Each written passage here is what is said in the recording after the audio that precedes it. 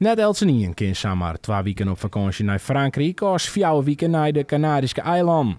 Daarom organiseert Stichting Yveske te Gerre mei Tiet voor Actie een mini-vakantie voor band. Zo kennen de band er echt even uit. Ik ken benwezen die bijvoorbeeld in de familie haar wezen verzwaardigen matten, mantelzwaardigen binnen. Het ken ik benwezen die het thuis gewoon net zo breed ha en daarom eigenlijk in de vakantie niks te doen ha. Wat ik wil ongeveer op squal van ja, dan hebben ze eigenlijk neer te vertellen na de hele lange simmervakantie. En het is juist hartstikke mooi dat ze in ieder geval nou van alles beleven en mij krijgen en mij ervan kennen. Dit is alles keer voor mij. Zoals dan vond je misschien wel? Ja, Waarom?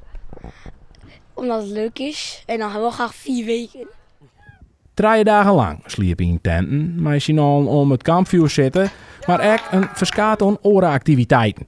Archery attack, hè, dat is met pijl en boog op elkaar schieten. Dat is eigenlijk wel wat ze hartstikke mooi vinden om te doen.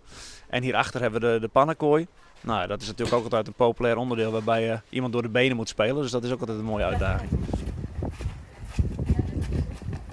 Ja, dat was een heel goed! Een prachtige dag gehad met mooi weer. Gezellige mensen. Volgens mij nu wel moe aan het einde van die 3 dagen, maar ja, prachtig. Ik vond het gewoon leuk, best eruit. Gewoon het weer mooi waar en de best mijn groep voort. Dus het weer hartstikke gezellig, leuk en warm. Dus ik ga net niks te klein eigenlijk.